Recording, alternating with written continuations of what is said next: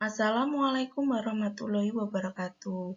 Untuk materi selanjutnya terkait macam-macam ikatan kimia yang akan kita pelajari yaitu penyimpangan kaidah oktet dan duplet dan ikatan logam. Selanjutnya, penyimpangan kaidah oktet dan duplet terjadi pada senyawa yang tidak mencapai kaidah oktet dan senyawa dengan jumlah elektron valensi ganjil. Untuk senyawa yang tidak mencapai kaidah oktet, misalkan BeCl2. Be merupakan golongan 2A atau golongan 2, maka dia memiliki 2 elektron. 1, 2. Selanjutnya adalah Cl. Cl adalah golongan 17 atau 7A, maka dia elektron valensinya sebanyak 7. Nah, karena Cl ini memenuhi kaidah oktet dengan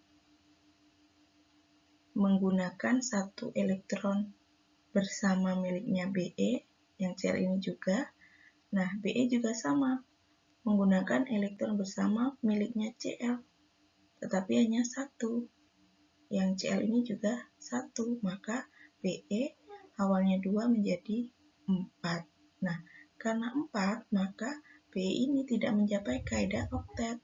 Kalau kaidah oktet kan harus 8. Nah, inilah pengecualiannya.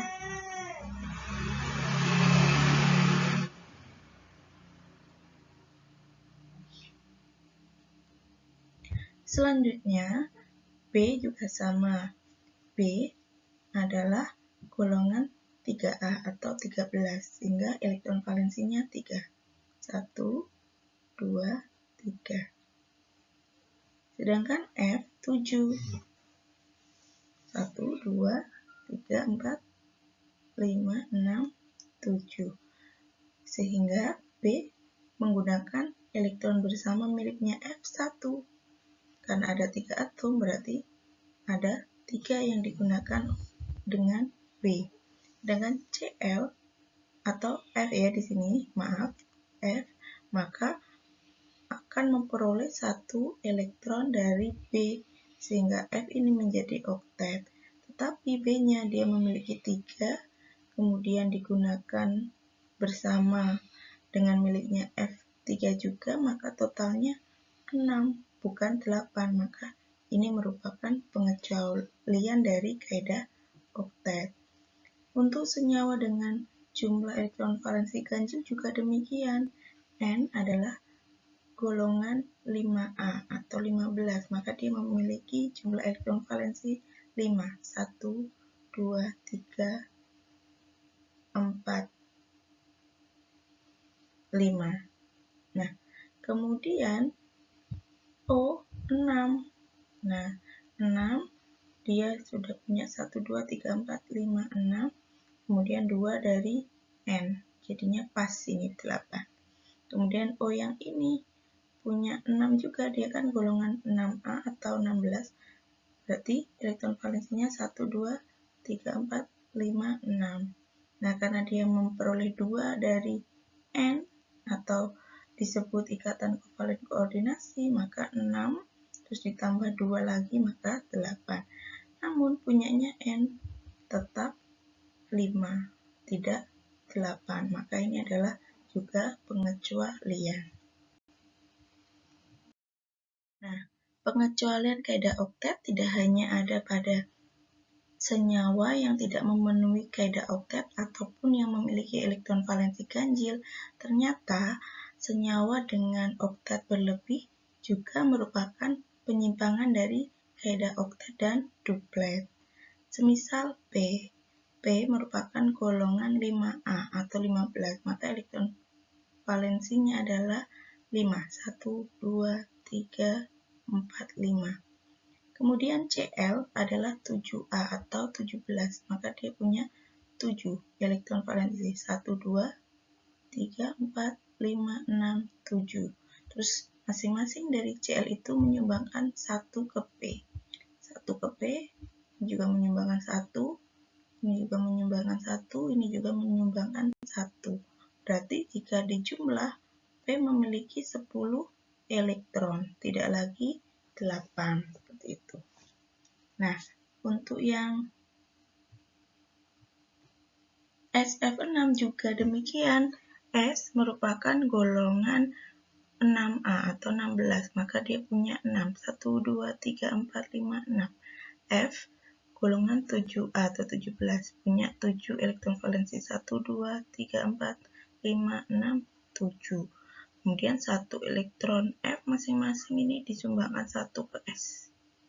Maka jumlahnya adalah 12. Maka lebih dari 8.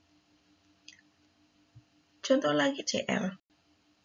F3F menyumbangkan 1, yang F ini juga, yang F ini juga.